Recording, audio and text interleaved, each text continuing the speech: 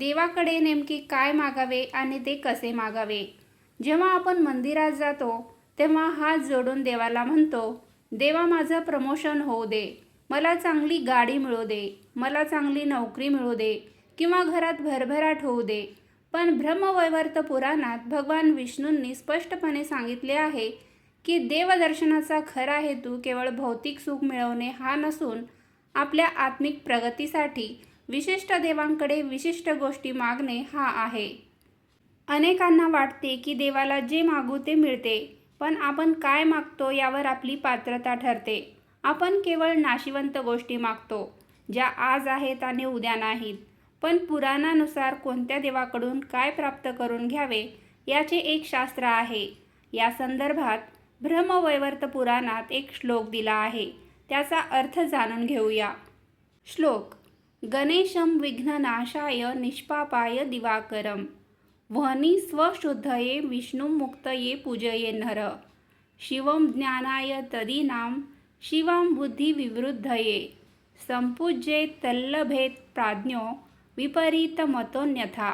या श्लोकाचा अर्थ: गणेशं विघ्ननाशाय म्हणजे विघ्न दूर करण्यासाठी गणेशाची पूजा करावी.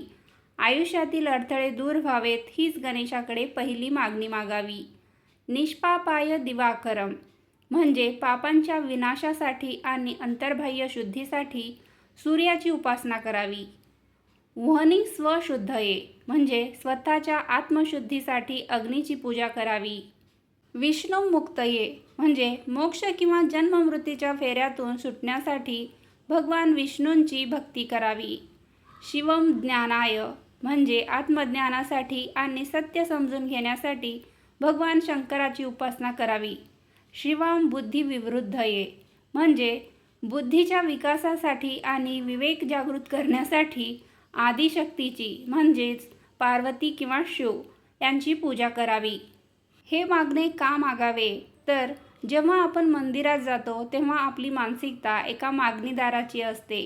आपण ईश्वराशी सौदेबाजी करतो. पण विचार करा, ज्याने हे संपूर्ण विश्व निर्माण केले आहे त्याला तुमचे घर, गाडी किंवा पैशाच्या गरजा माहीत नाहीत का? नक्कीच आहेत. पण तो आपल्याला त्या पलीकडचे काहीतरी देऊ इच्छितो. आपल्या प्रगतीत सर्वात मोठे अडथळे आपले प्राक्तन आणि आपले पाप असतात. म्हणून गणपतीकडे विघ्नहर्ता म्हणून आणि सूर्याकडे पापविनाशक म्हणून प्रार्थना करावी.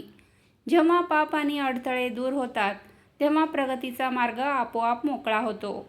पैसा असूनही जर बुद्धी नसेल तर तो पैसा टिकत नाही. म्हणून भगवान शंकरांकडे ज्ञान आणि देवीकडे तीव्र बुद्धी मागावी. हे दोन गुण असतील तर तुम्ही जगात कुठेही सुखी राहू शकता. सगळी सुख उपभोगल्यानंतरही शेवटी मन अशांतच राहते. अशा वेळी अशांती कायमची मिटवण्यासाठी भगवान विष्णूंकडे मुक्ती किंवा मोक्ष मागावा. हेच मानवी जीवनाचे अंतिम सार्थक आहे. अशा प्रकारे मित्रांनो, तुम्हाला ही माहिती आवडली असेल तर या व्हिडिओला लाईक करा, शेअर करा. त्याचबरोबर आपल्या भक्तिमय चॅनलला सबस्क्राईबसुद्धा करा. पुन्हा भेटूया अशाच एका नवीन व्हिडिओसोबत. तोपर्यंत धन्यवाद. श्री स्वामी समर्थ.